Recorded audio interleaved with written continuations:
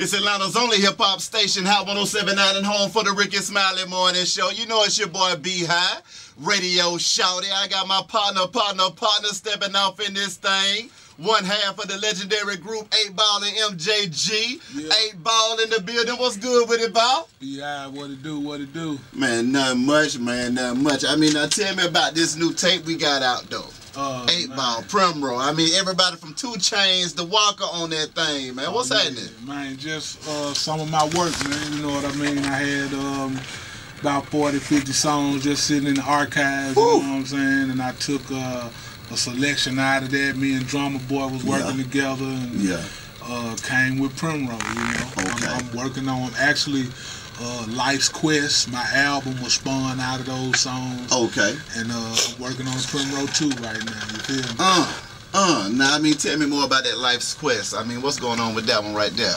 Life's Quest, man, it's, I think it's the more serious songs that I've been making lately, you know what I mean? Like they, I think 10 out of the 12 songs might be, you know, all just like inspirational, man. You know what I'm saying? Just talking about life from my perspective and people around me, you feel me? Okay.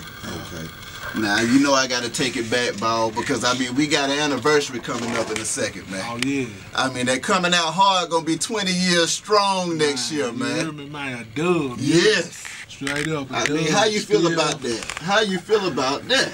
Man, hey, the most beautiful thing about that whole thing that I see is, I mean, when we do shows, when me and MJ do shows, and I still see young females and young cats singing the words to Pimp, to Mr. Big. That's right. And young cats, millimeter boys. Yeah, you know, young cats want to hear armed robbery. You know That's what I'm right. saying? Like all this time later, you know. So it's just a testament to, you know, when that young honest music come out, man. You know, it's timeless sometimes. You feel? I mean, did y'all know when y'all dropped that album that it was gonna be timeless though? Not at all, man. You know, we was just in a bedroom in Houston, Texas, in a 2-bedroom apartment. 1 bedroom was Tony Draper's baby mama and her kid, and we was in the other bedroom with the studio stuff on the floor with no furniture. Like half of that album was spun with no furniture on the floor in the house, with records that our mama gave us when we left Memphis. You know, a big old crate. I had a big crate. MJG had a big crate. Yeah. And we just got down to Houston and started creating what we was feeling. Yeah. You know, and coming out hard came, you know. I mean, now I gotta ask you about another one of my favorite joints, man. That Lay It Down, Ball. Yeah. How y'all come up with that Lay It Down, man? Man, people don't know the story behind Lay It Down. It was actually created during the time period of coming out hard, but we didn't use it until On the Outside Looking In. What made y'all hold on to that track, man? I don't know. It was just something, man. And then that was the only one. If you look back, because that was MJG production on Lay It Down, and if you look back On the Outside Looking In, that was the only song that sounded like that on that whole album, you feel me? Because T-Mix was producing, and a lot of those songs, me and MJ had produced them already, but they were samples, and T-Mix could play. So he played a lot of stuff, you know what I'm saying, that we had them done beats with and sampled it, you know. Yeah. So that's, you know, but we kept Lay It Down how it was, and that was just the, you know, history, man. I mean, describe you and MJ's chemistry and how y'all been able to stay together so long, man. Man, just, we brothers, man, you know, beneath all the, you know, beyond all the music, man, you know what I mean? Like, your real blood brother that you grew up in the house with, eating cereal in the morning with, and smelling his funky socks at night. You know, we didn't live in the same house, but we brothers just like that. You feel me? Like, and that's, you know, that's first and foremost. We gonna love each other, we gonna hate each other, but that's life. You know what I'm saying? But we never are gonna break up. It will always be 8Ball and MJG, no matter what solo stuff I do or he does. You know what I'm saying? We just, man, just love what we do, and you know, just do us. And when we do something, if we in New York at Daddy's house recording, or if we in Florida at Circle House recording, or if we in you know, LA or Texas or Atlanta at Patchwork, wherever, it's gonna always sound like A-Ball and MJG. No matter what beat we on, no matter who we feature on, you know, we don't never try to emulate nobody or sound like nobody or talk about what other people talk about. You know, it's always from our perspective, no matter what we do. So, you know, it's gonna always be like that. Okay, now coming from 92 to 2012, I mean, how has the game changed in your eyes? Oh man, a lot. Yeah. You know, just a whole lot, man. You know, back then hard copies were being sold. Sold hard copies, albums, wax albums, tape cassettes. That's right. And CDs. You That's right. And you know, now it's all internet. It's all hype. You know, a lot of people are more famous than their record sales would.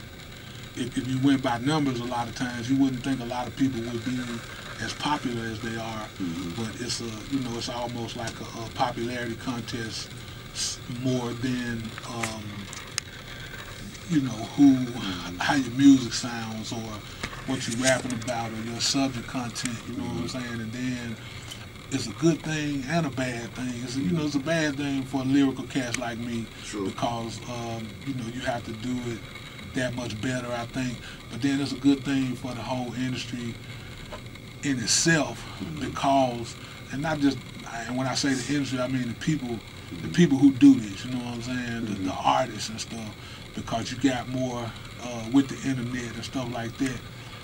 The fans have more control over what they love. You know what I'm saying? So that's how I think a lot of the music that we get now becomes prominent, because the fans really choose what they love right now. You know, it ain't all the machine choosing what we want to hear. You know. Now, being that you were in lyrical cat, I mean, what do you say to the young artists that's coming up, that's rapping? Do you tell them, hey man, you might want to put a few more stories and a few more lyrics into what you're doing, or what kind of advice do you give to the up and coming artists? Man, I just say do you, man. You know, it ain't it wouldn't be good without bad. It wouldn't be a negative without a positive, man. You know, the art form that we have, hip hop, the culture, or whatever you want to call it, it wouldn't be what it is without party music, without conscious music, without you know, cultural music, without people that take chances. You know, hip hop wouldn't be what it would be without the Outkast or the Commons or the Kanye West and the Drakes and the Futures and you know what I mean, like you know, the Jay-Z's to the Snoops. You know what I'm saying? Like, they're the same but they different. You know what I'm saying? And it wouldn't be what it would be without all of that. You know, all of that is necessary. Okay. And what cats are you looking at right now that you say, you know, I listen to this guy, I'm feeling him? Man, yo, I don't really listen to a lot of rap or hip hop right now in my life. You know what I'm saying? I really never have. When I was younger, I was a big fan of, you know, a lot of hip hop, and I still am a fan. And I love what, you know, I love what I love. But as far as my personal listening, you know, I'm listening to Marvin and Al and stuff like that, man. You know what I'm saying? But I mean, I got, you know, I love what Kanye do. Future and Rocco, I love that song they got. You know what I'm saying? Just stuff, different stuff. You know, Big Crit, I love what he do. You know what I'm saying? Just different stuff touch me here and there. Now, I got a couple of other albums I got to ask you about. You know, another one of my favorites is that On Top of the World, man. Oh, really? I mean, explain the growth that y'all had when y'all dropped that album, because On Top of the World, that was a different kind of plateau when that thing came out. It was like, okay, I feel coming out hard on the outside looking in, I'm rocking with it, but On Top of the World just kind of took the space age pimping to another level. Oh yeah, we was just growing, man. Yeah. You know what I mean? two young cats who done came from these circular streets for 18 years, you know what I'm saying, and then grow and get to see parts of the world you ain't never seen before. You know, we was the money started flowing around that time, you know what I'm saying? So it was just, you know, it was still a conscious album, but at the same time we was, you know, we was growing, man. We was developing our sound, we was developing the 8-Ball and MJG, you know, like Space Age Pimpin' came from that album, you know what I'm saying? That was one of our probably biggest songs to date, you know what I mean? Now that Living Legends, I mean, you had some veterans come back into the game and bring the pain on that album. That was a good one. I mean, how was it hooking up with Diddy and dropping that? Man, it was good work, man. You know, we went, man, we worked a lot on that album in, I want to say Memphis, Atlanta. We was moving around a whole lot at that time, Florida, New York. But it came out, that was probably one of the best 8-Ball and MJG albums in a while. And that single, Don't Want Drama, did real big that year. You know what I'm saying? It was just, man, good timing at that moment. You know what I mean? Like real good timing for us, you know, at that moment. I can definitely dig that. Now, what's next for 8-Ball? Man, Life's Quest, the album. What's the July? What is it? July 17th. July 17th. That was Big Doozy from Push Management. Y'all Push Booking, holler at him. He knows the date when the record come out. But July the 17th, man. And it's just, you know, my latest work, man. We got the single Good Girl, Bad Girl out right now, you know what I'm saying? And we did a video. I got a song on there called Lucky's Theme Song. And Primrose, the mixtape. Chica Boo dropped on the 19th, and 8-Ball and MJG Timeless coming later this year. That's the album Timeless. Primrose 2, man, like it's all in the works right now. Already, well, Ball, appreciate you coming through this thing, big homie. Thank you, man. I appreciate it, man. Straight up. Yes, sir. BHigh Radio Shout at 8-Ball in the building. It's Hot 107.9, man. Let's get it.